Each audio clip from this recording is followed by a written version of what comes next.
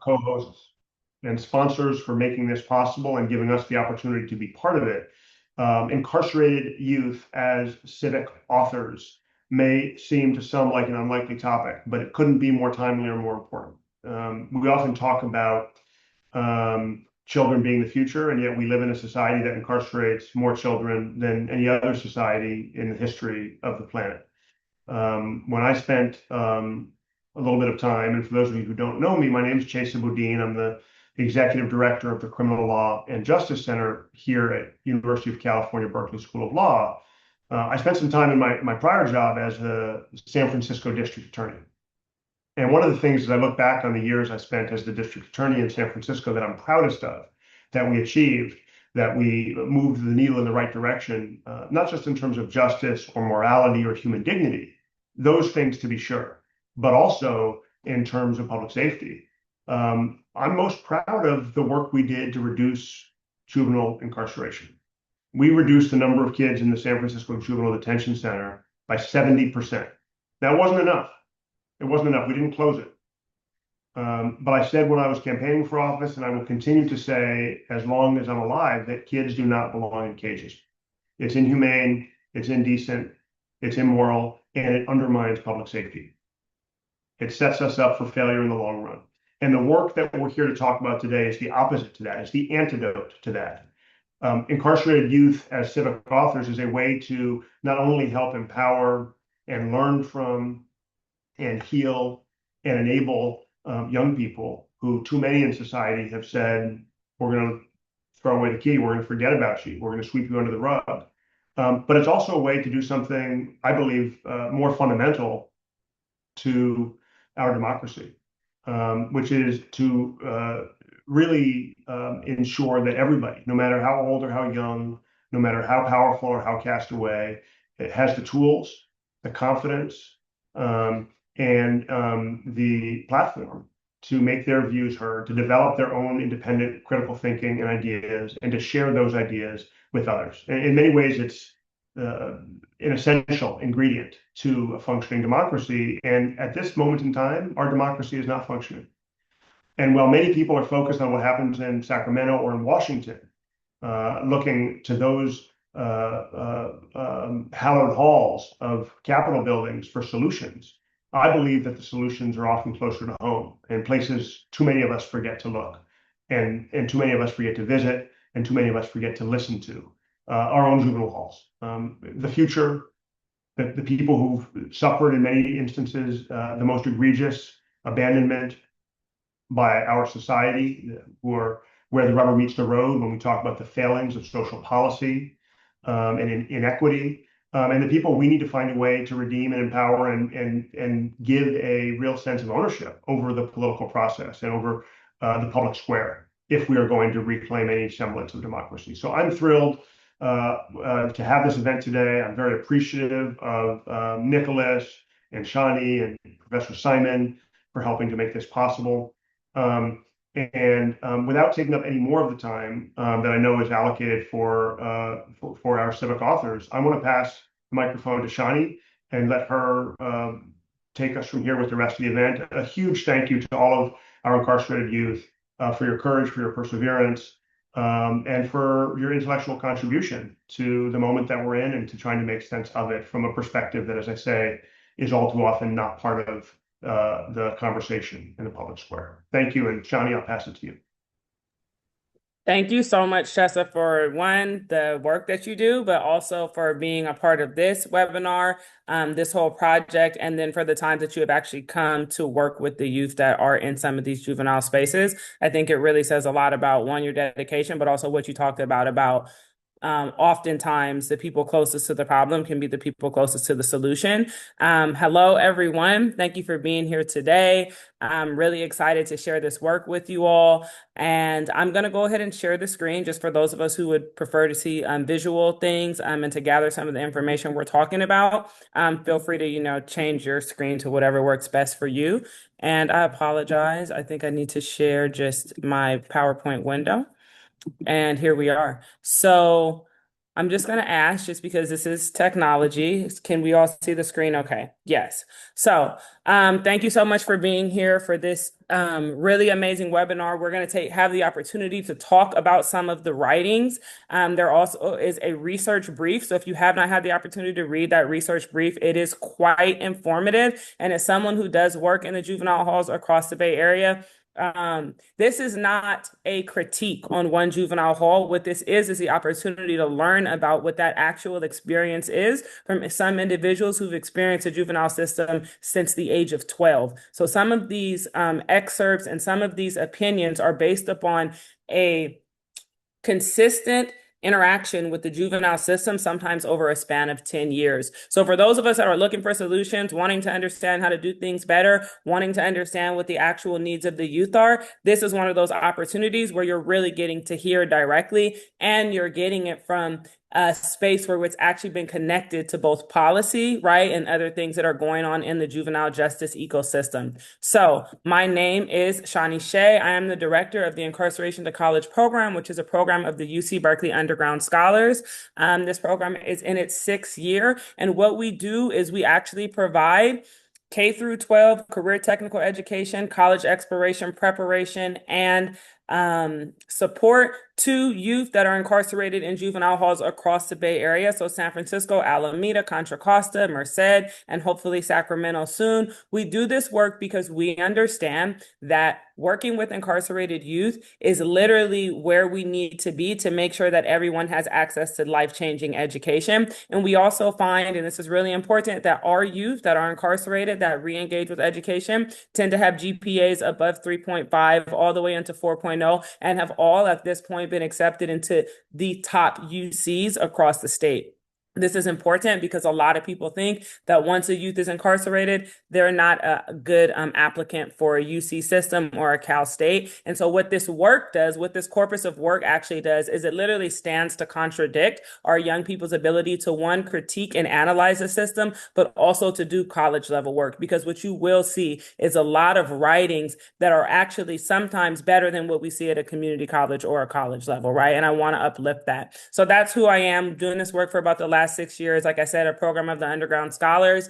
What we do is we create opportunities for youth to re-engage, heal their relationship with education. We provide educational mentoring and support. We also bring UC Berkeley professors into the juvenile halls so that they can teach classes there through cross-enrollment and in the K through 12 classroom. And then we do amazing projects like this, where we collaborate and partner with other youth-led organizations and missions to develop different things that the different projects, right? So this is like project-based learning, something that a youth can get involved in that actually culminates in something real and also requires them to use some of their educational skills. The reason I wanted to be a part of this is because I know how intelligent that the young people are.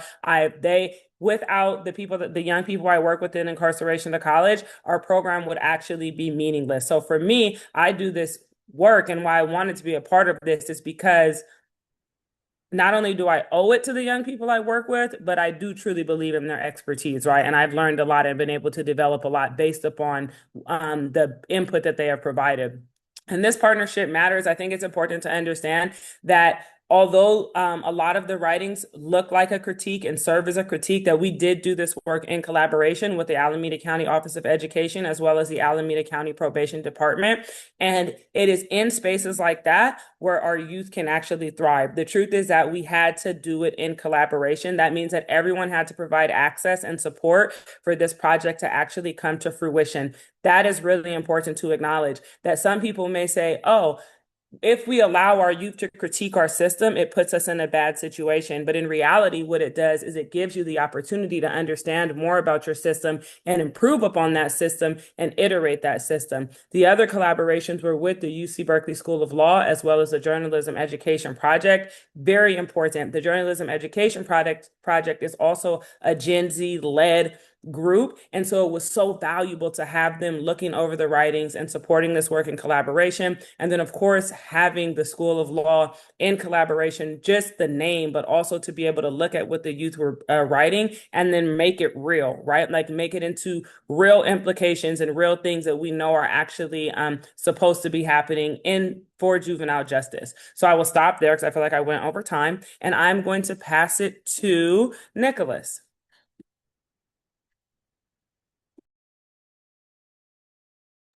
Hi, everyone. My name is Nicholas Stewart. I'm the executive director of the Justice Education Project. And as Shawnee said, we are a Gen Z led criminal justice reform organization. We're focused on policing, courts, incarceration, and emerging technologies. We are small, but we managed to do the work that gets taken seriously in rooms like this one. The work I represent here is this initiative. Six writers at the Alameda County Juvenile Hall, open to one prompt. Several months long of editorial work with Professor Simon. And what came, as Shawnee said, they weren't just arguments, they were sourced, they were structured, and they were comparative. So we decided to treat them that way as primary documents, not raw materials that are summarized and just moved or brushed upon. In terms of why I wanted to be a part of this, JEP exists to close the gap between who gets to produce knowledge about the criminal justice reform system and who actually lives inside it. The people closest to these institutions have the clearest analysis of how they function, not just how they feel, but how they function. This initiative is that belief, but made in a concrete way. So it wasn't really a question of whether I wanted to participate. It was more so, this is exactly what JEP is for. And in relation to partnerships, the honest version is that none of this work, exists without the specific people in it. The incarceration of college's trust with the facility, Professor Simon's credibility with, the editorial side of everything would allow the writers to take everything seriously. And so JEP's infrastructure to publish and present the work publicly isn't really interchangeable. What you're seeing today is what happens when each of those pieces is actually in place, not just adjacent to one another. Hey, everybody. John Simon here, UC Berkeley. First of all, I really want to thank the Criminal Law and Justice Center and its staff for putting on this webinar, and very much want to thank my colleagues that you've just heard from, Nicholas from the Justice Education Project and Shawnee from the Incarceration to College program. I'm really honored to be able to work with them and what I consider a really valuable intervention in our sort of knowledge base about how our carceral system works, especially with youth, which I actually have not studied in a special detail. Most of my career, and I've taught at UC Berkeley in classes on criminology, law and society, criminal law, and criminal procedure for about 23 years now. Most of my own scholarship has been on mass incarceration. I saw it begin in California as a student of studying parole and how that was working in the 80s. And I've written a book about the crisis of prison overcrowding and tortuous conditions that led to some change in California in the Brown versus Plata case and related changes in juvenile as well. We've moved away from as much state prison for juveniles as we had in much of the last decades of the 20th century. But I've thought a lot at that scale, and there's a lot of important reality to the way mass incarceration has impacted our communities and our youth in particular, but it does miss something important, which is that it's an individual experience as well, that each one of the people who has been pulled into our criminal legal system is an individual and experiences that with their roots in community, but with their own existential experience of how that is. And so we always learn by opening ourselves up to that voice and not just treat it as an abstraction or something that's being affected by something.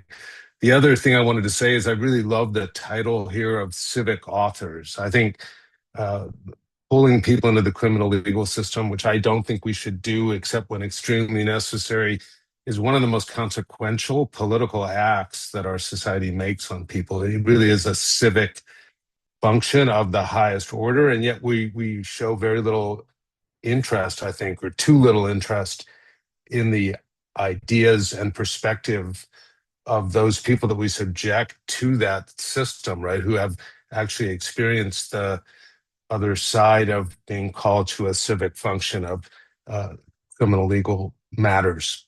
So I'm really honored to participate. I'm grateful so many of you have chosen to join us today. I really want to call out our authors who are, and I assume, and my colleagues will speak to this, there'll be ways for people to read these interventions in the future and draw on them because they're really remarkable. I had to, especially in an age of AI, there's nothing like reading some original writing, I have to say. Thank you very much. Thank you. Thank you so much, Jonathan and Nicholas, and just everyone here today. We don't know if any of our writers are in the room. If you are, we are so grateful for your writings. Feel free to send us a message and we'll put you on the panelist space with us. That said, we are going to open this with an actual source writing. So we are not going to read over all of the 6 different writings today, as it is close to 7,000 words, but we want to open with one of the writings. I will narrate it, the words will play across the screen, and then we will go into some different excerpts, connecting them to different policies, to different implications, and allowing for me and the panelists to expand on those writings. Just want to thank you and bear with me as I switch screens, as I'm just going into the screen that has the words playing, and I will begin reading. Can I please know if you all can see this? It should be a black screen and the word should be starting. All right. I got involved with the juvenile justice system at a very young age. I was in and out of juvenile hall until I was 16. At 14, I was arrested for robbery. Hi, Shani, we're not seeing the video. You all are not seeing the video. Okay, I'm going to try this one more time and hope that it kind of works. If not, I would just have to read to you all one of the writings. I'm going to try again and share and exit there. Stop the share. This is a share. Let me go to this one screen. I'm going to try and share it again on this share. Stop there. This is this one. All right. And so share here. Once again, if it doesn't work, you guys, I'm just going to read it over so I don't hold everyone's time. So if you all can say, can you see it now? Yes. Yes. Okay, perfect. All right, I'm just going to leave it in the screen. I apologize that you have to see my other tabs, but just bear with me. I got involved with the juvenile justice system at a very young age. I was in and out of the juvenile hall until I was 16. At 14, I was arrested for robbery and only did 3 days before being placed on probation and turned into something way bigger. Being on probation started a cycle of incarceration that was hard for me to meet the expectations of my probation officer set for me. While on probation, I was using substances heavily. It was my way of dealing with everything I had going on. At the time, I thought this was the best way to cope with my struggles. School was another problem for me. The school resource officers knew about my gang involvement and used that against me. Every time I stepped on campus, they would harass me and say slick comments. This made me feel like I had a huge target on my back, and I felt like any day they would just try to have me arrested. The oppression didn't just stay in school. It was beyond that. They were giving information to the gang task force about who I hung out with, where we hung out, and my routines. I wasn't just a student to them. I was just another gang member they had to keep an eye on. The fact that my school was in the same neighborhood I was associated with was a growing concern of mine because it was easy to find me there. So I stopped going. And on the days I did show up, I shut down. I didn't participate. I didn't do my work, and I kept to myself. Deep down, I didn't feel like I belonged there. I didn't have confidence. I thought that I wasn't smart enough. And the last thing I wanted was for everyone to see that. The truancy and the dirty drug test kept me violated, but it was hard to explain these things to my PO without making it seem like an excuse. School was just one of the many obstacles that I had growing up.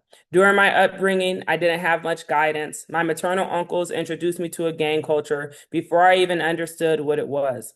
I grew up without a consistent father figure around because my dad had left me and my mother and my brother. So the closest thing that I had to a father figure was my uncle. These were the men I looked up to.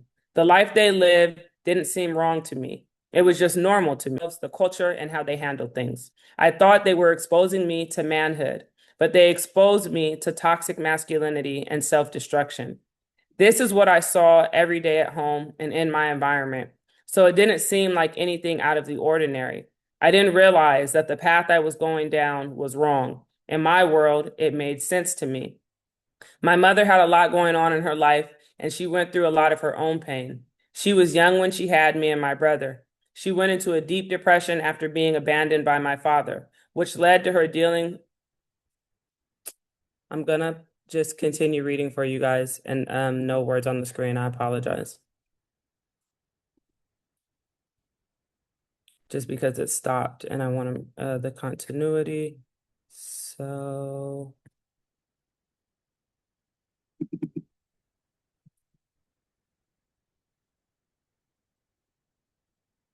my mother had a lot going on in her life, and when she went through a lot of her own pain. She was young when she had me. She went into a deep depression after being abandoned by my father, which led to her dealing with substance abuse issues. To cope, she was rarely home. I don't blame her for that, but it meant that I was growing up without the support I needed. When my probation officer got involved, he referred me to family therapy and substance abuse programs. I went and completed all of them, but the programs were short term. Once they ended, there was nothing to keep me occupied and keep me from the streets. No structure, no follow-up, nothing to deter me from living the life that I was in. So I went back to doing what seemed normal to me. What bothered me most was that my probation officer was fully aware of my gang involvement the entire time. He knew, and he never once referred me to gang intervention programs. He never made a real effort to help me separate myself from that life. Knowing that the path I was on only leads to prison or death, it didn't seem like his priority to get me the real help that could have actually made a difference in my life.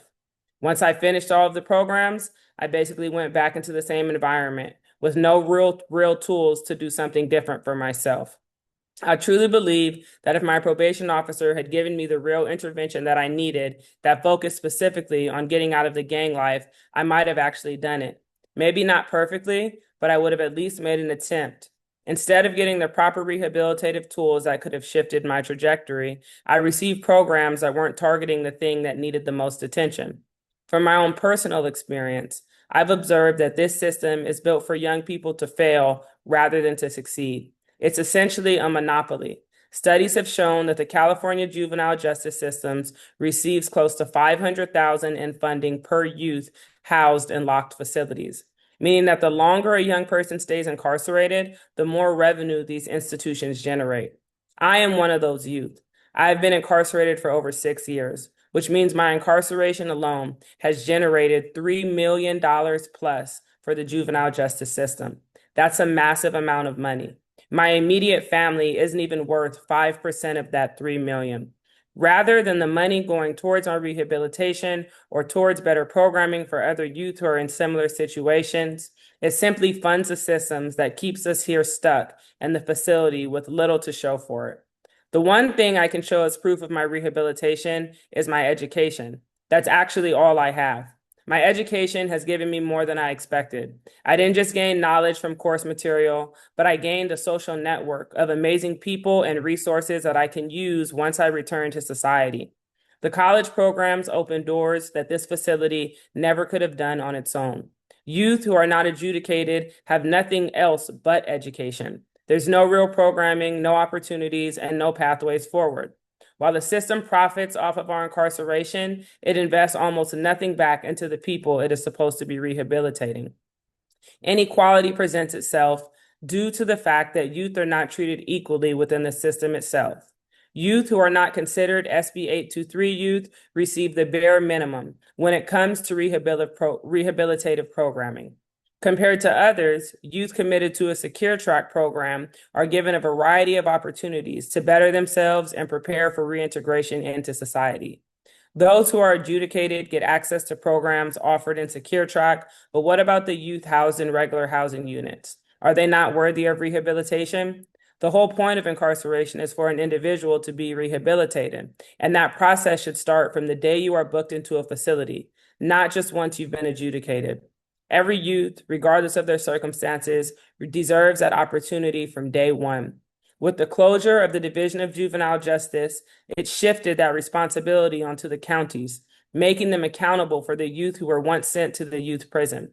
But with that shift came an uneven distribution of resources and programming, and the youth in regular housing units were the ones left with the problem. My hope for the future is that juvenile detention centers stop only prioritizing secure track youth and start thinking about the youth who are still waiting for a disposition. A young person shouldn't have to be sentenced to years in a facility just to receive meaningful support. That support should start from the moment they arrive. Right now, it feels like youth who are not committed are expected to make a rehabilitated effort out of nothing. No tools, no programming, no real investment in who they can become. And that has to change. Thank you all for just listening to that. We will go deeper into that writing. There was a whole bunch of terminology, policy mentioned, and we'll have an opportunity to discuss that. Thank you all for listening. And once again, you guys do have access to these writings, and we can share more about that towards the end of the session. So I'm going to reshare my screen and talk about the source. So this is 6 writers, 1 open prompt, policy arguments. So 6 writers at a Bay Area Juvenile Hall basically had the opportunity to talk about their view of the juvenile justice system, right? We just asked them to say, hey, what has been your experience with the juvenile justice system? What do you think about it? And really offered an open critique. We worked with JEP as well as Professor Jonathan Simon to edit these pieces one-on-one, to come in and do some in-person workshops with them. Started with full transparency, being really honest, like just talking to them about what are the writing myths, right? Like, what do we think about, like, why do we get writer's block? What do we feel like? What happens when we're not confident in our writing? That you don't have to be an expert to write. And this, I would say, from an educator standpoint, was really important, right? And just getting the buy-in, but also making sure that we were doing the scaffolding and preparation necessary for these writers to feel successful. We also provided an incentive. So we fundraised so that we could provide incentives. So all the writers were paid for their work. We thought that was really important. One, because they're writers, so people want to get paid. 2, because they wrote some really good stuff, right? So that was another part of what we did to make sure that we were honoring the youth in their engagement in this. It was wide open.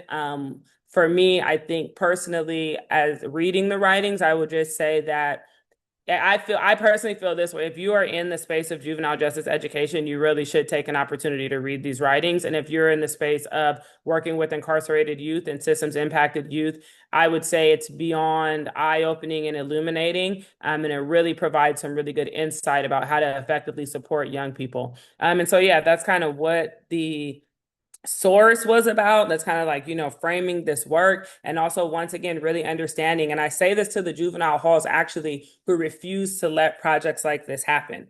They're very important. Like, this would not have come if we could not have allowed these young people to write and to critique. And the other thing is that now that so many young people are in school, it's important to understand that, like, they're incarcerated, they're in school, they're understanding the system anymore. There is no more pulling the wool over someone's eyes. They know what's happening. They know what a carceral community is. They know what mass incarceration is. They know what the systemic injustices are. They're understanding macro and micro systems. And so this is what we have to look forward to. Educated individuals who can actually analyze and critique the system in which they're living in. So I encourage any facility that may be worried about getting a critique to understand that this is coming anyways, and it's our responsibility to promote this type of learning, because it liberates and it empowers the very same young people that, just like the writer before was saying, actually need the tools to stand on their feet when they get out. And I'll pass it to you, Jonathan, to share, about the source and just frame what we're about to do. Thank you. And first of all, I just want to say that I think this slide overstates my role here. For the most part, I didn't want to try to intervene in the incredible language that these young writers were presenting. I was absorbing it, making sense of it, taking some stock from it, hopefully inspiring them to feel confident that they could tell their own story when we had a chance to meet. But I just wanted to put that on the record. So I just wanted to say this, which is, this is a small number of people, and you might say, well, what's the big deal? Why are 50 of us or whatever, gathered this afternoon to talk about what 6 younger people have seen in the world? And I think it's important to recognize, because we're in an age of, big data, and often we look to big, large studies to tell us which policies work and which don't. And there's a lot to be said for, strong statistically based research to decide which policies work. And most of what we did in mass incarceration, we did without any of that. And it shows it was mostly bad ideas and assumptions. But there's a long tradition in social science of qualitative research that has smaller numbers of respondents and indeed are more open-ended rather than the kind of surveys that you might use to try to get statistically significant data. And especially in criminology, which is my field, or one of my fields, we've been associated with some pretty nasty stuff, including eugenics, over the decades, and very racist pseudosciences. Actually, I think one of the ethically and scientifically best traditions in criminology is that of what is sometimes called life history criminology, where we actually ask people to reflect on their lives and essentially write their story. And you could say, well, is it representative? Does it prove something? Uh, we can't make those claims when we're dealing with such small numbers here. But what this kind of research or what kind of writing, I think, opens up is asking more basic questions about what these things do, right? What punishment does, what effects it has, what kinds of experiences have drawn people into criminalization to begin with, and what, if any, difference the system has made. All of that can't be proven by using studies like this one, right, or statements like this one, but we can ask better questions, and I think hopefully develop testable hypotheses about the policies that work best. I think these are at least some leads. So I'll kick it over to Nicholas and ask if he wanted to add anything to that. Well, I guess I just wanted to add that, this initiative, it has been done in other places. I just wanted to say that, I really appreciate the ability to platform, youth because, as someone who would be considered youth, not as young as the individuals who wrote, these specific, publications, but it allows youth to be a part of the conversation. And oftentimes youth aren't really able to advocate for themselves or be a part of the conversation themselves, having a seat at the table to be taken seriously. Usually it's people speaking on behalf of youth, and they usually don't have a chance to voice, concerns or perspectives themselves. So I really appreciate how we're all able to come together to allow youth to have a moment where they themselves are able to speak for themselves in a way that's platformed on a national scale. Thank you. We are going to get into reading through some of the excerpts. I skipped that one screen because we read over that person's entire writing. And so, Nicholas, I'm going to pass it to you to kind of kick us off, and then me and Jonathan will come in behind you. Yeah, so with this quote, this excerpt from 12 to 17, I was in and out of the Alameda County Juvenile Hall so much that it started to feel familiar, not comfortable, not easy, but familiar enough that it stopped shocking me. Or replaced all that wasn't confidence or toughness, it was numbness.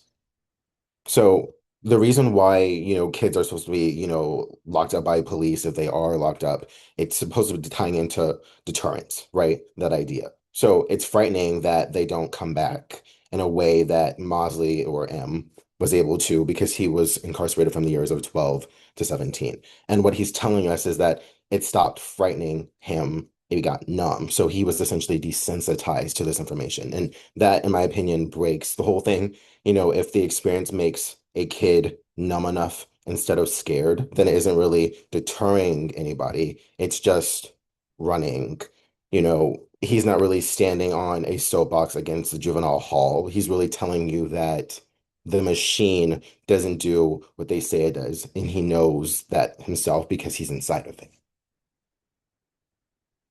I think, for me, reading this, I guess I should say it as a formerly incarcerated person, it rung is really true, right? Like the truth is that most people who experience incarceration will experience it over and over again. We know that 88% of our youth that go into the juvenile hall will end up in adult facilities. So this whole idea of what we see as scared straight, right? I don't know if anybody remembers that show that used to be like Scared Straight. They bring the youth into the juvenile hall, everybody's yelling at them, or they bring them into the adult jail, and it's supposed to be scary. But I think for me, what this really illuminated is what trauma does. And trauma makes you numb. Actually, trauma makes it very impossible to even understand when I should be scared or frightened anymore because I'm experiencing so much trauma. And so for me, this excerpt was really important because as someone who is very dedicated to making sure that young people do not enter back into the juvenile justice system or back into the adult carceral system, says a lot. What it's basically saying is that what is happening as we're traumatizing these young people, pulling away from their families, putting them in situations where they may not have even enough programming or the appropriate programming to make them actually think, change, or transform, that there's a gap. And the huge gap is that it's the system that we are the most reliant on. I think that says a lot. It's a system that is the most highly funded. It is a system that we see time and time again, many of our young people in this actually entire writing, this young person talks about being incarcerated on several occasions. And once again, what's important to point out is that it's not a deterrent. And for me personally, as an adult who was incarcerated, I actually would come out of the carceral system more dedicated than I was when I went in. I would come in wanting to push more away and do more what we would call, antisocial behaviors than I did before I came in. And so what that says is that it doesn't work, right? And it is not to take away from, as you all read over these whole writings, you'll see that there's value, right? And sometimes keeping people safe or removing them from the spaces that they were in or providing an intervention. But what I think the important thing to note is that there needs to be a bigger value add than that, because it's not keeping young people out of the system, nor is it putting them in a situation where they are prepared to actually do better in life. And I will pass it back to Nicholas and Jonathan for any comments. Just briefly, I've come to believe that one of the reasons we're so punitive, especially to juveniles, is that we believe in a lot of myths about how effective punishment is as a way to change people's behavior and improve society. And two of the biggest ones are directly implicated here. One is deterrence, that Nicholas was referencing and that Shani mentioned as well. We like to think that by holding people accountable, by punishing them, making sure that they see that there's consequences for their behavior, that we're going to change their behavior in the future, and that other people observing what's happening will also hopefully change their behavior and try to avoid that consequence. But numbness is not compatible with that, right? We already knew that juveniles are not very calculative about the future consequences of choices they make, whether it's driving fast or not wearing a helmet on their bicycles or many other things. And that's led the Supreme Court even to say that they never deserve the most serious punishments like the death penalty or life without parole. But the other is also retribution. Probably the biggest myth of punishment of all is that we can somehow expiate a crime by suffering through some kind of punishment, and that will make people accountable and they'll have to confront their moral choices in doing bad things. But again, numbness is, if the effect of a particular social experience is to make you numb, that is the absolute opposite, I would say, of accountability, of being able to open yourself. So it's not that the ideas behind punishment are bad ideas. It's just that they don't line up with what we know the actual effects of these things are. And we can talk about what that should mean as we go forward and with the insights of some of these young people about how to design a system that is much, much, much smaller, I would say, and also less consequential. I mean, if you take that first line, 12 to 17, people are being pulled into this system at an incredibly young age, right? And it's not working, right? They ended up years later with serious consequences and serious behaviors, and it didn't work. Yeah, I have to double speak to that too, because it's exactly what I was thinking, Jonathan, when I was thinking about numbness and accountability, right? So, there's also, right, okay, what does it mean to be accountable? If one is numb, if I am unable to even connect and understand to my own emotional feelings, then how am I going to, one, become accountable? And then how am I going to make the changes needed? And I think it even speaks to the motivations, right? So being motivated by your family, motivated by the people you love, motivated by wanting to go home. But if in fact I'm being made numb time and time again, then even those motivational factors decrease in value because it doesn't matter anymore because I'm numb. And so, yeah, anyways, I feel like we could talk about this slide forever. I'm not going to lie, because it really, I appreciate what you said, Professor Simon, just specifically about like, yeah, this belief system we have around punishment. And we know even from like Psychology 101 that punishment very rarely changes behavior, right? And that it's actually some other different tools that can change behavior and change outcomes. But I just appreciate you naming that once again, as I said, like an opportunity for people to learn and understand that like, oh, we're just simply not getting out of the system what it is that we think we're getting. And if we can refer back to the first reading, how much money that's costing, right? It's like, imagine pouring all this money into something that actually is not effectively working or in the way that it is happening right now. I will move us to the next slide, and I'm going to pass it back to you, Nicholas. All right, so for the next excerpt, there was a white kid who came in here a year ago, and his charges were 2 attempted murders. I was there for a great bodily injury, and when he had come in, I had already been sitting there for 2 months. When his first court date came, he got released on GPS so he could fight his case at home. When do we get that? And so when I hear that, and I'm listening and I'm looking at what was written, I see that everybody, already knows the idea that Black and brown individuals, Black and Latinos are often sentenced to way harsher specific situations than that of those that don't look like them.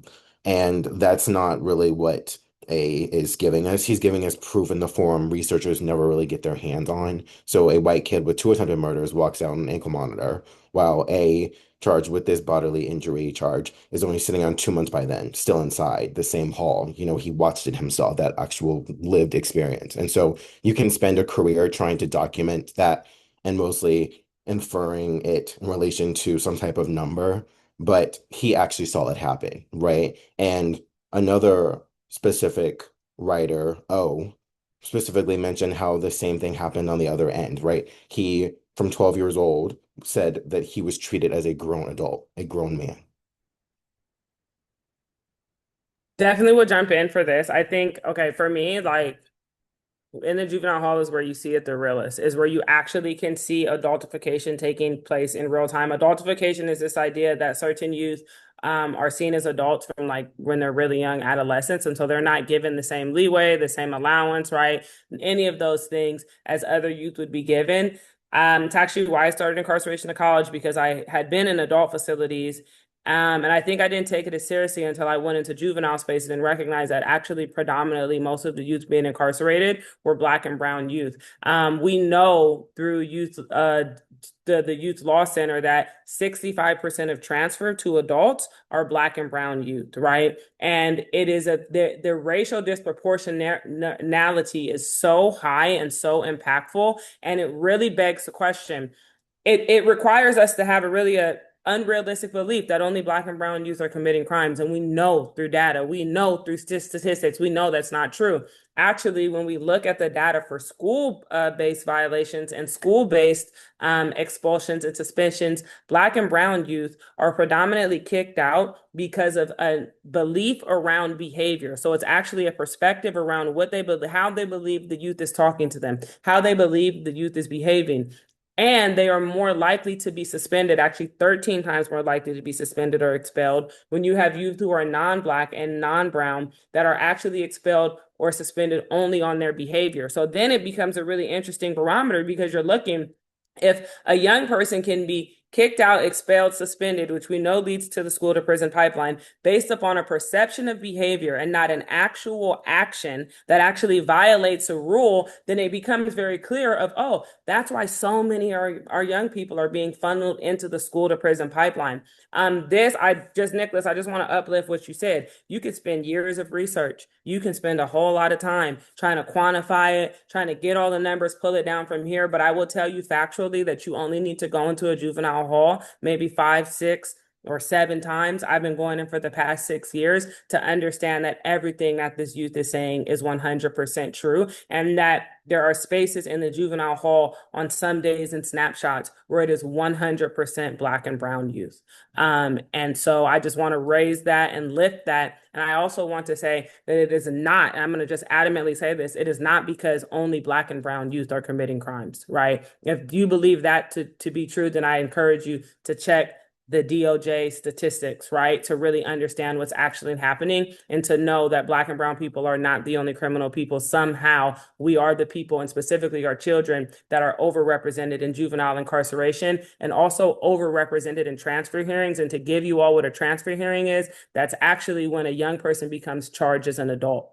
Right. And so to think about, why do we see young Black and brown youth as individuals who actually don't even get to enjoy their youth? They don't get to experience it because they're also already being seen as adults.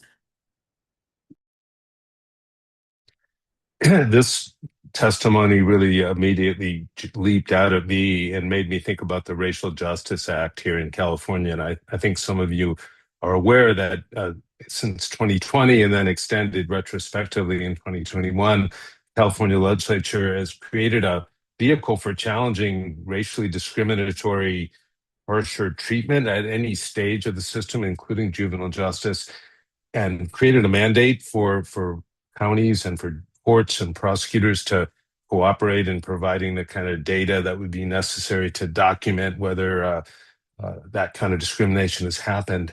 And, this is a living example of sort of racial injustice as observed by this young witness.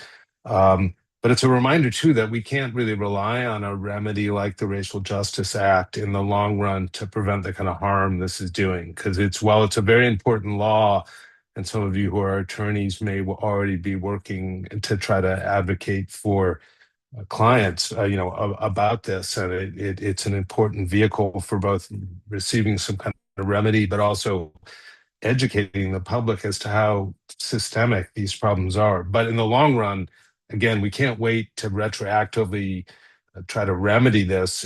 We have to take the lesson from this and think, what's wrong with this picture? Can we have a system that prioritizes making sure that every juvenile is not held in custody any day longer than absolutely necessary to prevent their own harm or them getting into more serious trouble? And so we have to take proactive action on this. Thank you. Yeah, and the other part is, like, if we're taking, I think it's important too, is to take these writings and to overlay them, right? To understand that, okay, what he's saying is, okay, when do I get to be released on GPS? Let's think about it further related to the excerpt that we just heard. When do I get the opportunity to not experience numbness? When do I get the opportunity to not become numb because I've been sitting inside of a system for so long that actually is not supporting my rehabilitation? So really thinking that through, right? Starting to think it through and putting all what the writers are saying together, because once again, although it is only 6 writers, it is 6 writers talking about the same system. And yes, I will move it to the next slide and pass it to you, Nicholas. All right, so this next one we have, I am the unit of analysis, $3 million. F estimates the revenue of his own incarceration that has generated for juvenile justice system at roughly $500,000 per youth per year over 6 years. And so I wanted to really talk about how that finding would objectively make most people uncomfortable, as it should. He does something in this essay that most of us would spend years trying to train a student to do, and he does it without being asked, right? He turns himself into a unit of analysis. He says, in effect, I'm not going to tell you incarceration felt bad. I'm going to tell you what I cost. And then he does the numbers on that. Roughly $500,000 a year to hold on to one person. 6 years of his life, and then he turns and arrives at the $3 million in revenue that his own confinement has generated for the system that confined him. And so I really wanted to sit on what type of claim that is, because it's easy to hear, a kid just being dramatic, right? But it's really not, though. It's an accounting argument, because once you frame incarceration as revenue rather than cost, the institution's incentives invert in a way that's genuinely hard to argue with. And so the longer he stays, the more the system earns, which means that retention is a rational outcome, and this rehabilitation is essentially the optional one, right? So no one has to be cruel for this to work. You just have to build a system where the math rewards keeping him and then let that math continue to run on its own. And F understood that the cruelty isn't really the point. The cruelty essentially is a byproduct, and the point is the ledger. And so you also have W, who takes the same argument and pushes it back in time when he talks about the longer a young person stays incarcerated, the more revenue these institutions generate. And so I feel that that ties into having this finding provide a lot more depth because he cites Angela Davis and then he traces that extraction back to the 13th Amendment to the clause that everybody forgets that's in there. Slavery is abolished except as punishment for crime. So this isn't a modern budgeting problem that has better funding fixes. It's the most recent expression of a much older arrangement where confinement and unpaid labor have always been linked by design. And W essentially isn't really theorizing from the outside. You know, he's paid 15 cents an hour when he's paid at all, right? And so he is the evidence of his own citation. So I feel that what you essentially have here on this slide is two writers building one argument from two ends. So F from the institution's booking the book side, and then W from the constitutional text, both essentially landing in the same place, right? That the system isn't failing to rehabilitate them. It's succeeding at something else, and it's succeeding at that for a very long time.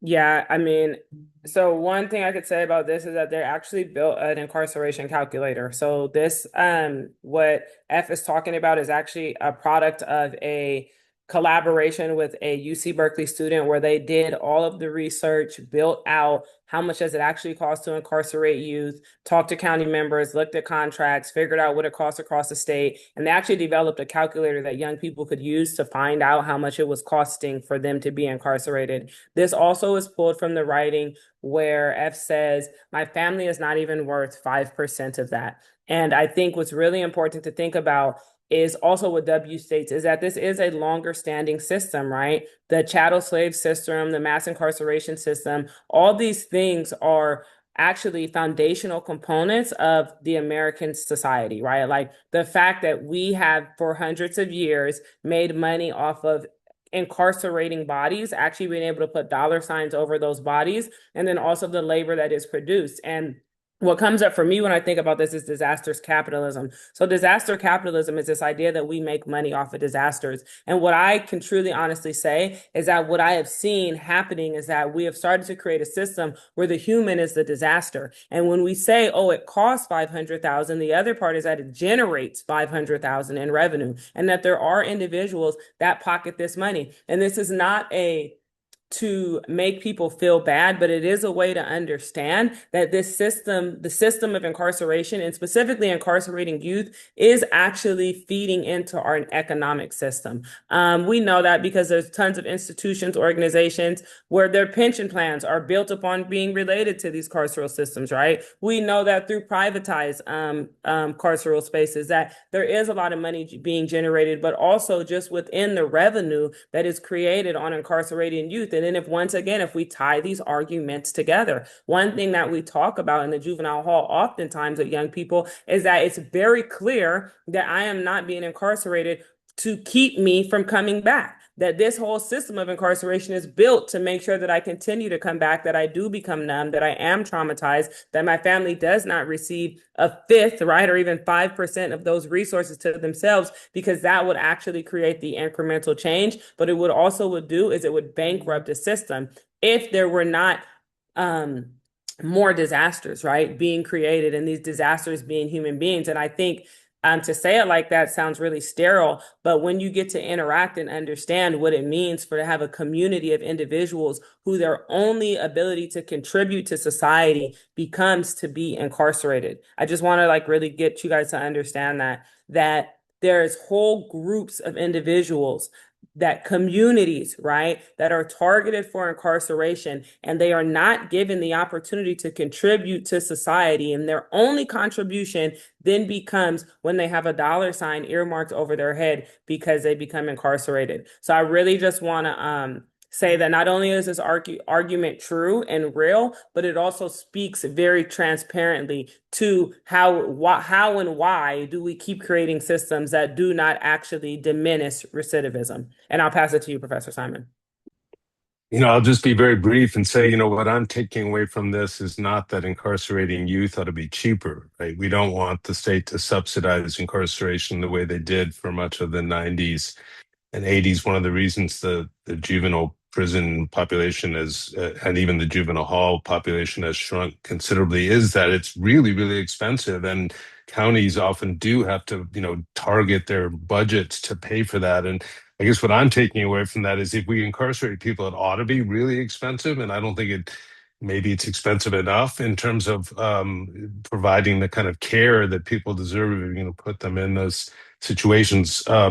But also, like, what could we do in those communities? What could we do for youth like the one who talked about being gang involved and how all he got at school was kind of exclusion, right? If we had targeted that person for county levels, educational services, mental health services, trauma services, there's just a lot of work that those funds could do. So I don't know that the goal here ought to be to reduce the cost of incarceration so much as demanding that we use our funds to do something much more effective for these communities and for these young people and our own future, since that is our future, than we're doing with this very, very expensive form of custody. Thank you for that. Like, perfectly stated. Exactly. Yeah, just piggybacking on the fact that as we think about these young people, they will lead the communities that we live in. They will lead other communities, and really thinking about strategically, one, how to create just better systems. I'm going to move us to the next slide. And Jonathan, I believe oh no, it's actually me. So I will talk a little bit about this. So an internal policy gap no public reporting has named. One, it's because the closure of Division of Juvenile Justice is relatively new. So over the past 2 years, there was a bill that passed that closed the Division of Juvenile Justice. That is SB 823, as you have heard referred to in many of these writings. I also think it's important to understand that young people are not unaware of the policies that impact them, right? Oftentimes people think that, the young people don't know, they're just doing what they're doing. Actually, young people become really aware because it directly impacts the space in which they're living and their communities. So when you hear Secure Track, what that is it's actually the fact that 2 years ago, the Division of Juvenile Justice closed. That used to be what we would call a youth state prison. So a youth facility that was run by the state and for youth who had certain level of offenses, but also maybe had habitual offenses, or just in their county, if they were sentenced, right? It obviously was up to the judges and the court's discretion. They could go to what was called a state prison. There were some youth state prisons. There were some major differences in the way they functioned, specifically in how far they were away from people's communities and families. Sometimes families having to take hours, 3-hour trips just to go see their young person. The other part is that they lack some of the oversight, and there were some pretty horrific things going on inside of those state facilities. Youth overdosing, some youth having to participate in gladiator fights, some things that were just totally unacceptable. What it did is it funneled the youth who got longer sentences back into the county. So that is where you hear predisposition or pre-adjudicated youth, right? And what has happened is now there is actually a 2-tier system inside of the juvenile hall. So you have youth who are pre-adjudicated, which we would call general population youth, who live in the same facility but in different housing units than youth who are in Secure Track, who are SB 823. Of course, like any policy change, this shifted millions of dollars from what was once DJJ back into the county for SB 823 youth. It put a big spotlight on those youth that were in Secure Track. I can tell you, as someone who works in these spaces, many of the youth, though, who are pre-adjudicated are the youth who end up in the Secure Track. Maybe not directly, but after a few incarcerations, or even in that initial incarceration, they can end up in a Secure Track, which means that they may spend how you're hearing people say 6 years, 5 years, 4 years. Some youth are spending 4 or 5 years, 7 years inside of the same facility and maybe just changing from unit to unit. The big gap is so eloquently defined is that specifically if we're going to have youth in one building, why should the programming be so drastically different for the SB 823 youth than it is for the pre-adjudicated youth? Specifically, when I can say just directly that many of those youth are youth who are going to be in secure track anyways, right? So it's almost as though you are waiting to get to a more serious space with longer time to get the actual programming that is meant to rehabilitate you. So think about it. SB 823, those secure track units, they're preparing youth to re-enter society, to come out on their feet, and to not re-offend. That very obviously seems like the same program that we would want for pre-adjudicated youth. So I just wanted to share that, make that really clear. I want to uplift many of the people who worked on that because it was a huge statewide campaign to get DJJ closed, but it's very important that we think through how does it effectively work, right? Always, it's nice if we could do one thing, have one policy shift, change one thing, shut one thing down, and it would basically clean up all the mess that was made and be perfect for the future. But that's not the way that things work. And these writings come from youth who have been in both spaces. So it's also really important to look at that too, right? But most importantly is the gap that is not yet being named. And I say this for anyone who is on here who works in policy, there has to be some sort of reconciliation for that. Really for the different funding streams that youth involved in incarcerated in the same facility are getting towards their programming, but also just for the programming in general. And Nicholas or Jonathan, if you want to say anything, that's totally fine, or I can go ahead.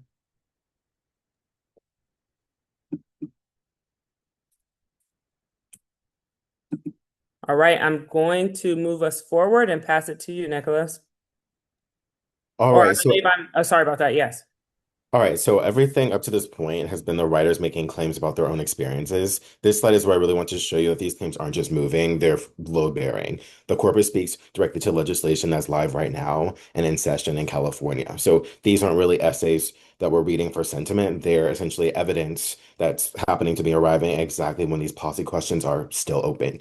So starting with SB 1009, Becker's bill, it would raise the standard for detaining a young person to clear and convince evidence, which rests on the premise that the predisposition confinement isn't neutral and that it does something to the kid while he waits. That's precisely what F's programming gap finds.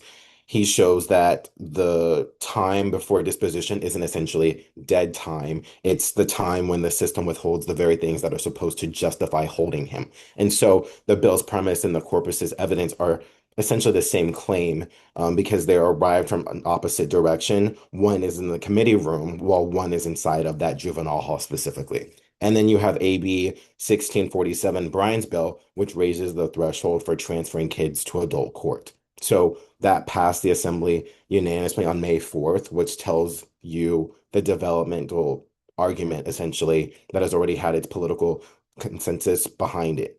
And with the corpus, it essentially adds the texture underneath that consensus and essentially having O describing officers treating a 12-year-old like a grown man isn't really a statistic about an adolescent's brain development. It's essentially what failure looks like in regards to recognizing childhood in practice in real time and to the child that it happens to. And so then you have the LA County receivership, and Bonta's petition rests on the system's failure to deliver adequate conditions, and F's SB 823 findings shows that the same texture with what he was talking about has that same exact failure, except he shows it at the level one facility and on the program cycle. And so the Attorney General is making the argument at scale, and F is making it from a single bed in a single hall, right? So they essentially are corroborating one another. And then the last one reframes the whole slide. Around $170 million in federal youth justice funding was terminated in 2025. And so if your model of the problem is underfunding, that's a catastrophe because F's model isn't really underfunding. He's showing that the system already generates revenue from confinement. So the federal cuts don't contradict his critique. If anything, they sharpen it because the money was never the thing holding the system together. The incentive structure was. So taking the money away in the machine that profits from keeping kids inside is still something that's standing. So I feel like the point of the slide is this. When policymakers debate these four items, they're debating questions these six writers have answered from the inside.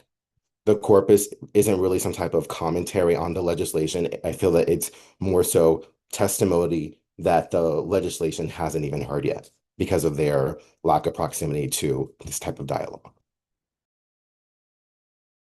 So well said, Nicholas. Thank you. Jonathan, did you want to add anything, or can I go to the next slide? Good. All right.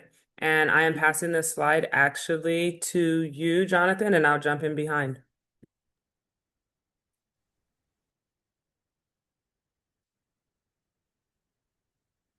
You're on mute. Should I just read the slide? Yes, that works perfect.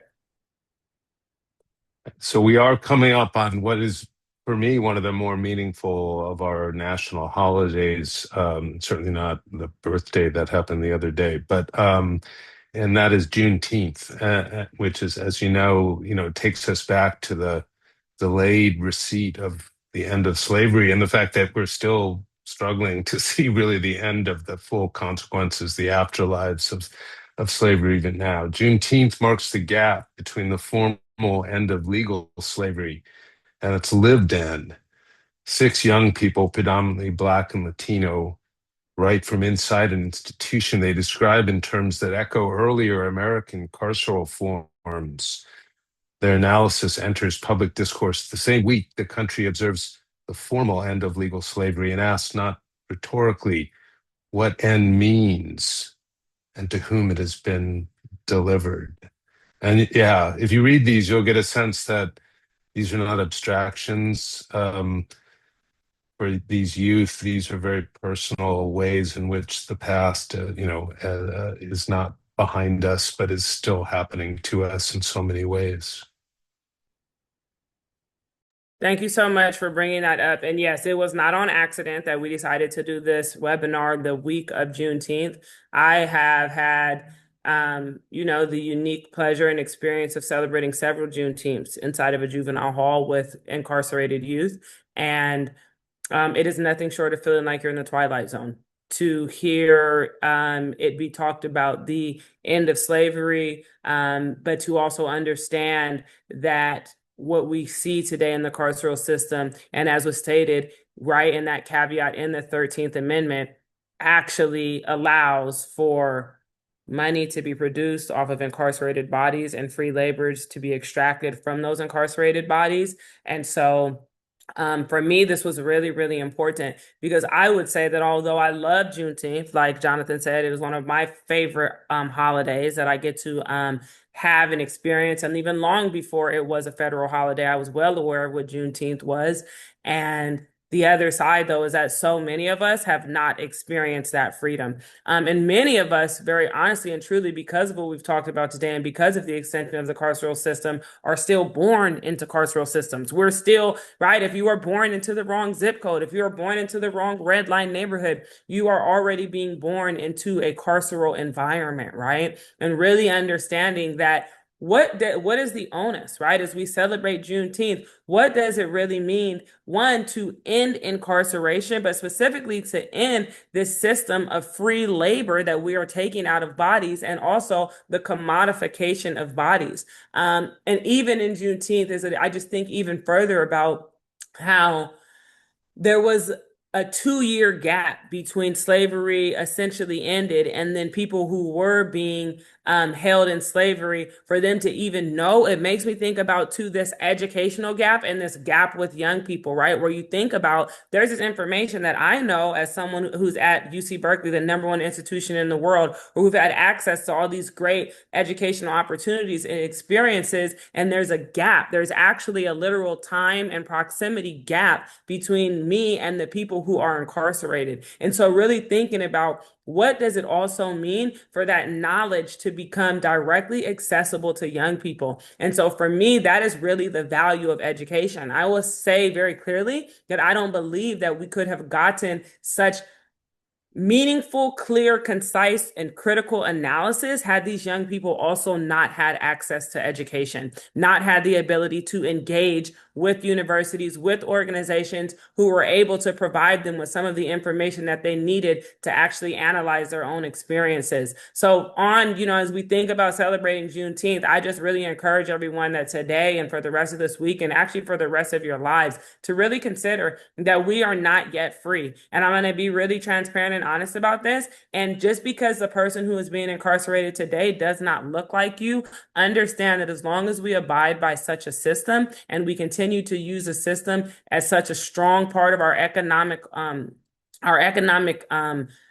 strategy for success in this country, any one of us at any time can become incarcerated. It's very important that we begin to understand that and hold that, because as was stated by Chesa in the beginning, given where we are as a climate in a country, we have to know that it can always be you. And it's not you because you're bad. It's not you because you're a criminal. It's not you because because you're such an egregious human being. It can be you because it creates money. Right? It is a system of profit. And that is what the chattel slave system always was. And that is what our carceral system is today. And it is extremely unfortunate that we have started and will continue, right, to incarcerate our youth, knowing very well that at the end of the day, it is a system that does not actually decrease incarceration or increase public safety.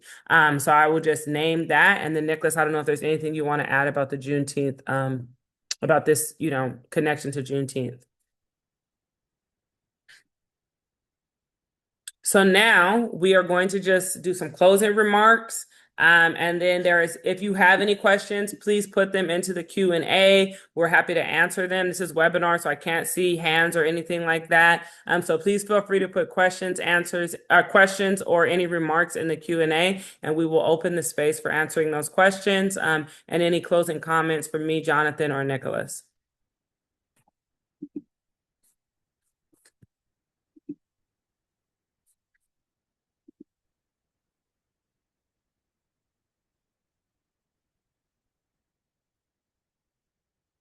I have one more slide. I apologize for everyone. I'm going to reshare. I didn't realize that. And sharing here. But yes, please feel free to continue to add your questions as I'm talking. So the next slide is 5 moves the writers point to themselves. So 1, decoupling programming from adjudicative status, provided from intake for all confined youth. I'm just going to really, really re-promote this. We talked about this a lot. Programming should start immediately as soon as youth come in. Similar programming across all units, right, for all youth. And this is not just in one juvenile hall. I really want to just highlight that, this is all juvenile halls. Making gang and community violence intervention referrals the default with justification required to decline. So once again, these are actual implications from the writers themselves. Understanding too zone of proximal development, how young some of these writers are, and understanding that they do need to have sometimes a very intentional and meaningful intervention. This does not mean that the intervention has to come directly from probation, come from community-based organizations, from outside organizations, from other spaces that can support, but understanding that there does have to be a very, very direct intervention. And as you all read the readings, it becomes really clear about why, right? They're speaking of their own experience. Treat educational delivery in juvenile facilities as a constitutional minimum, not fragmented packet work. That's super important. 1, just understanding that the educational delivery inside of a juvenile hall is not a privilege. Yes, youth K through 12 have to engage in their education. They have to actually get a high school diploma. However, understanding that there's big inequities between the education inside of a juvenile hall and that outside of a juvenile hall. And then also understanding that as youth graduate, it's not a privilege for them to be able to go to school. It is an educational right that we all share. And so really I would actually say, if you guys want to know a strong policy implication for me, is looking at policy and making sure that youth have access to education throughout the entire time that they are incarcerated. Shout out to Rising Scholars for much of the work that they have done for this. There needs to be more, though, to make sure that youth have access to their computers, access to Canva, access to doing their work, access to professors, access to being themselves in the classroom. I've been in facilities, not this one specifically, where youth cannot even say that they're incarcerated. right? Really forcing them to remove themselves from their lived experience while actually actively having to participate in a class. Number 4, treat youth-authored civic analysis as evidence in policy proceeding. This corpus is offered for that use. Very, very important. I mean, it comes to the point where you have to listen to what's being said to you, right? It's actually pretty diminishing to say like, oh, we haven't researched this, so this cannot be true for you. It's true. Young people are telling us this. They are writing this. They are trying to have their voices heard. So beginning to treating these authors, these young authors, as actual evidence and engaging in it in that way. And then 5 is revisit the 13th Amendment exception clause. California's Prop 6 failed in 2024, so the clause remains. Legal services for prisoners with children have uplifted this and have tried to get it passed on several occasions. Once again, these are the things that will shift our reliance on the carceral system and actually make us think about, oh, if we're not making any money off of it, then maybe it does make sense to make sure that people have access to rehabilitative program and the things that are needed to make sure that we are not continuously incarcerating individuals. And so now I will open the space for closing comments from Jonathan and Nicholas, and then open the space for questions. Yeah, I would just highlight that one of the things I'm taking away from this experience is just what acute observers these young folks are about the institutions that in which they're housed and in which they're being controlled. I mean, they really understand the mechanisms, even things that public policy experts might not notice, like the treatment, the difference between predisposition folks and folks that are on the so-called secure track. They're like policy analysts. So we really ought to make them part of a broader office of inspector general or something of that nature to really delve into some of these systems and how they could be improved. Because if 6 of these young people could spot these many issues, I mean, what would a classroom, a high school full of them be able, or a college full of them be able to do? So very, very pleased to have had this experience.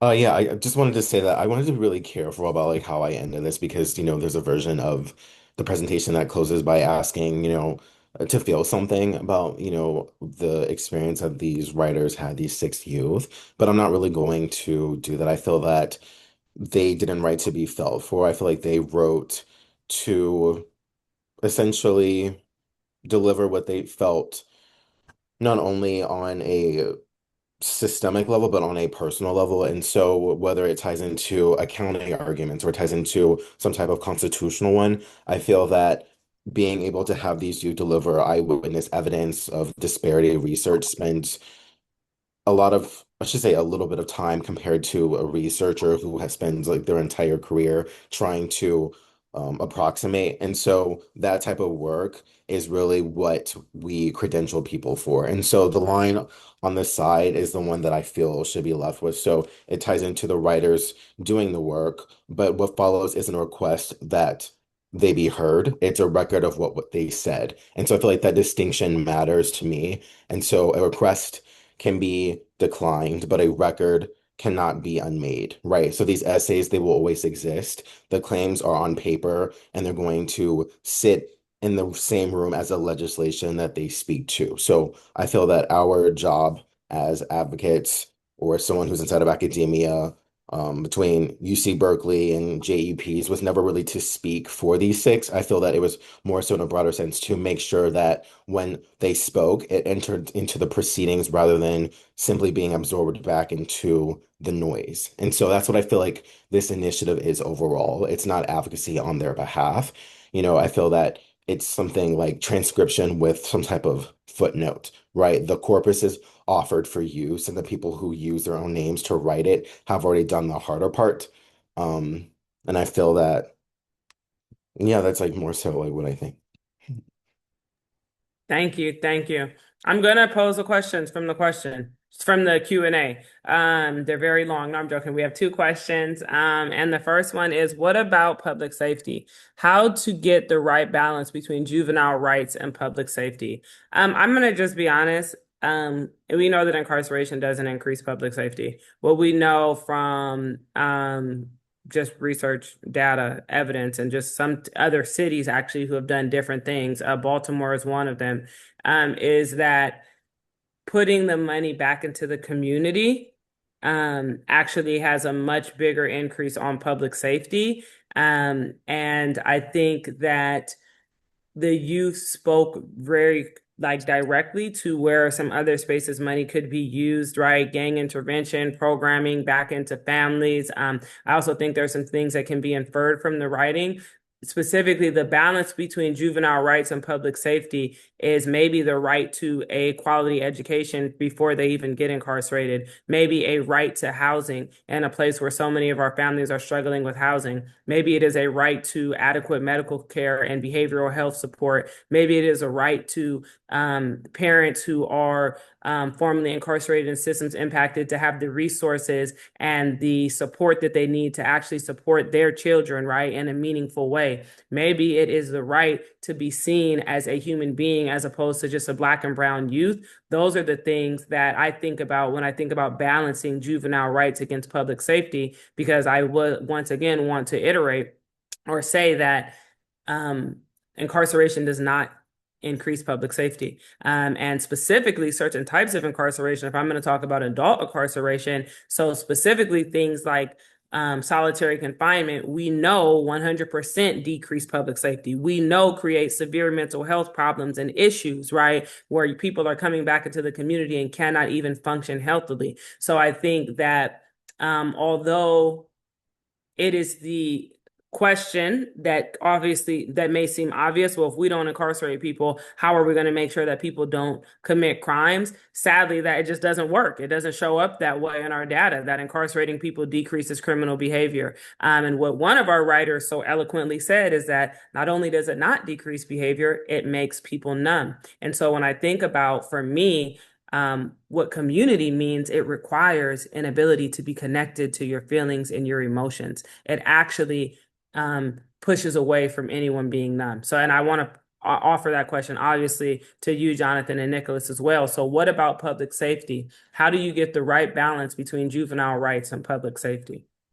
I mean, that's a question that could be a seminar or a class lasting for months and months and months. But what I would say is this: these essays, when you have a chance to read them, they don't duck these questions. Some of these young writers are, so it ranges from somebody who was wrongfully convicted for years for something they didn't do and had been exonerated, as I understand it, to somebody who acknowledges that they took a life, and there's reckoning with what that's like. So I don't think it's a choice between taking the harms that are happening. Many of these youth are having harms like this happening around them as well, right? So I don't think it's a choice between doing nothing and relying on a now 200 or 300-year tradition of locking people up as a way to sort of make them better.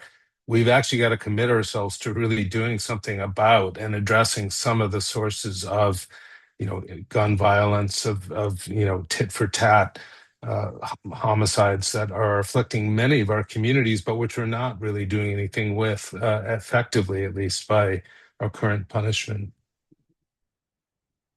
What I was going to say was that I wanted to kind of like reject that frame, not your framing, Simon, but the framing side in terms of like the balance, because the person asking it, you're not wrong to ask. I feel like the balance metaphor assumes rights and safety sit on like kind of like a scale, like every unit, you give one take from another. But I feel like what the corpus actually shows is that from the population that we're talking about, that trade-off is mostly false, right?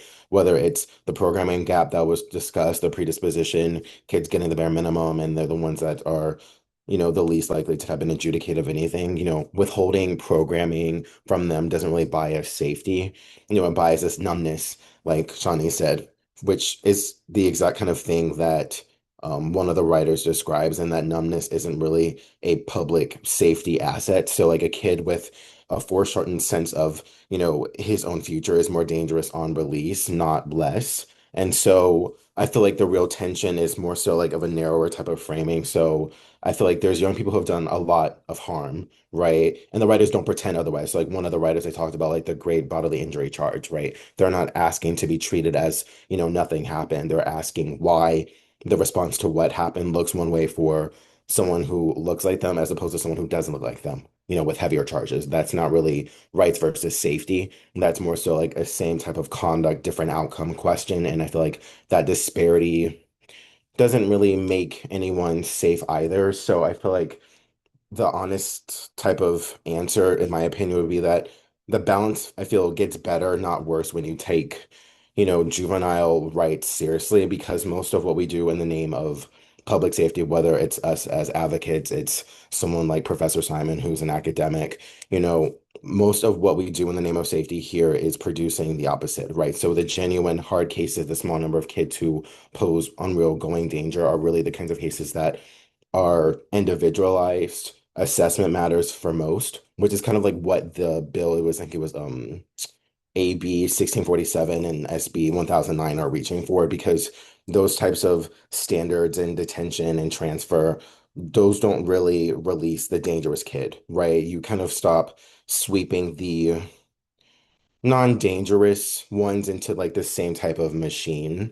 And the corpus makes the case that we're the ones who've been doing the reverse and detaining widely and assessing poorly and calling that type of result safety itself. So I feel like the one thing that I kind of believe with this would be that public safety and these kids' development aren't really opponents. I feel like the same kid is the public. 6 years from now, right? What do we want him in the hall? That safety question. And I feel like there's nothing really concerning it. That's what I feel. Thank you for all of your answers. Super appreciate what you both said. And I just appreciate you framing, Nicholas, saying that the youth that we are talking about are the people who are going to be in the public, right? And it's really important. I think, I mean, just to be really transparent, when we think about the resources, the apparatus that carceral spaces hold, there's a lot of power, right? And so if you all are thinking about it, well, I am a constituent, I'm a community member, what is my responsibility? The responsibility is to understand that, or am I actually getting out of a system what it is responsible for doing, and then what it is being paid for doing. And once again, this corpus of writing really points to, and I think it's really beautiful. There is a lot of transparency, a lot of honesty, right? There is and none of the writers are actually even asking to be, absolved of anything. What they're actually saying is like, hey, given all that has happened, this is what I actually think is appropriate and best. And I just want to say, as someone who, has done research, who has been able to be outside of it and have their own perspective, it's once again really important to look at, how is it actually impacting the person who's experiencing it, right? And then not diminishing that because it is not 100 incarcerated youth. And I do want to also speak to the experience of people who are formerly incarcerated, specifically young incarcerated youth.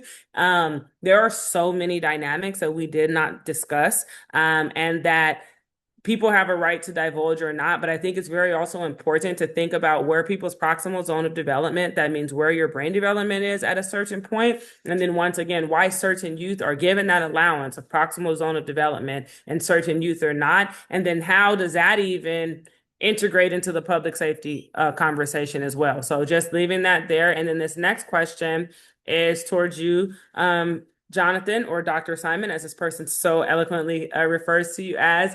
It says, I think Dr. Simon said something about the funding highlighted by one of the writers, that reducing that funding isn't the issue, but how is it spent? Did any of the writers have direct suggestions on how to do that? Specific things they pointed to as a better fund allocation? I mean, I guess all of us can answer this, but please, Jonathan, if you want to answer first.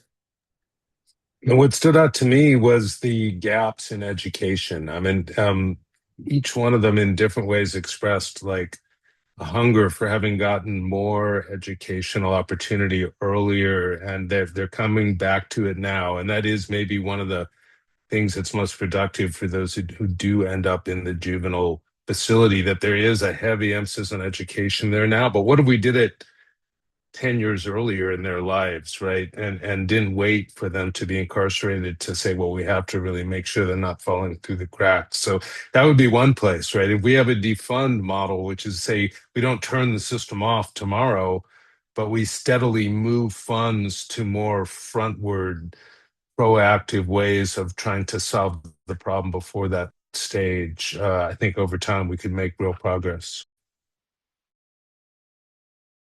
I think, yeah, if I was going to answer just very specifically, right, like more intervention programs. There was also talk about just funds in back into the families. I think makes a big difference as well. And then obviously education. I think for me, education as an intervention, doing this work, I was able to really understand like, oh, the intervention shouldn't start when someone is incarcerated. The intervention should start oftentimes before. And I think that does require research, right? To understand like, okay, where do we start these interventions at? How do they become the most effective? But those are the things that I saw the writers pointing to: education, actual intentional intervention programs, and returning some of those resources to the community. And Nicholas, I don't know if you had a take on it or you wanted to respond as well.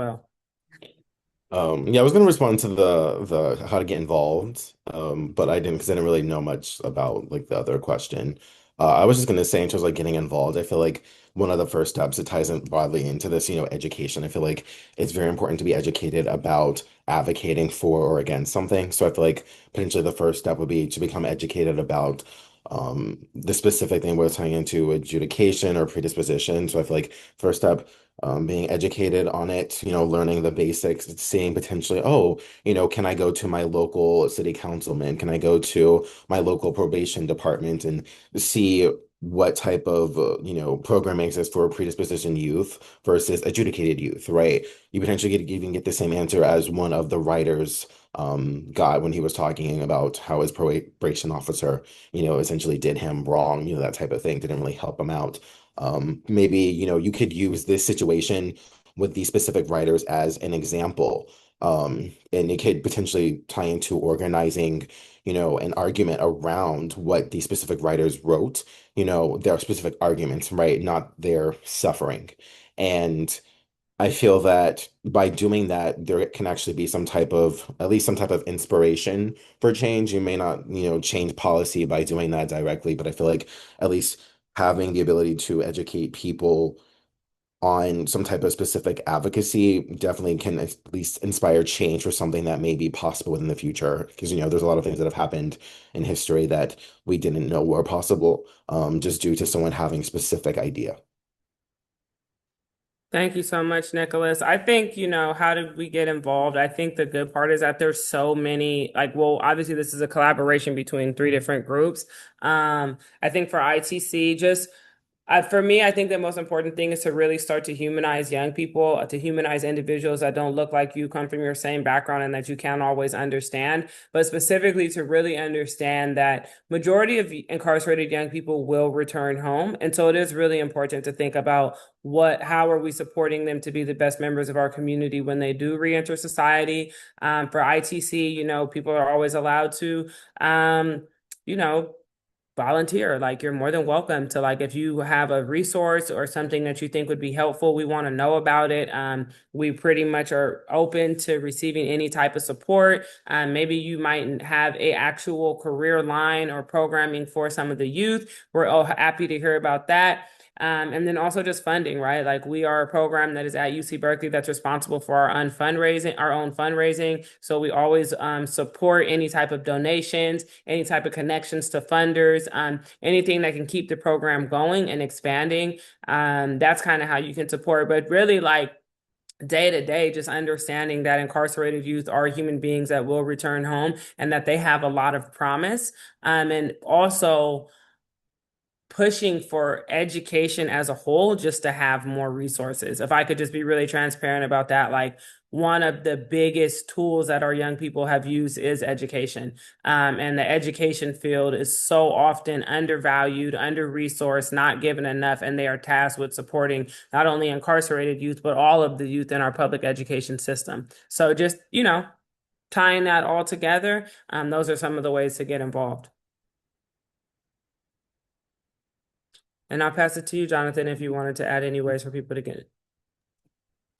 I think you've highlighted these are two organizations that are both doing incredibly important and productive work, and helping others find some of these statements that and integrate them into their thinking about the system is certainly one thing that everybody can do. But I'm just very grateful that so many people came out today and have hung in there through.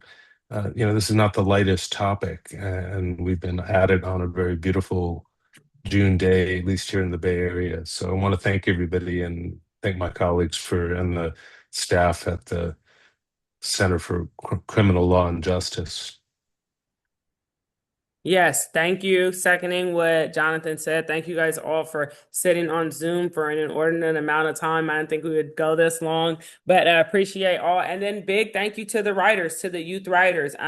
You guys were, like I said, you may not be on this call, but when you get to watch this webinar, just know that like your writings really inspired us. We appreciate you. We advocate for you, but also like we need you to continue writing. We need to continue to hear your critiques. We need you as policy members, as leaders, as lawmakers, as educators, as institutional supervisors. Like we need you in all of those spaces because you are extremely valuable. So just thank you. And then thank you to ACOE for working with us on this collaboration. Thank you for ACPD for allowing the youth to participate in this very meaningful way. Thank you to everyone who's here today. Thank you to obviously Underground Scholars, UC Berkeley School of Law. Thank you to JEP, one of the, I would say I was like super impressed. I love this, just the young people vibe, like I love all the work that was done. And yeah, if there are no more closing remarks, I will close us out. Thank you.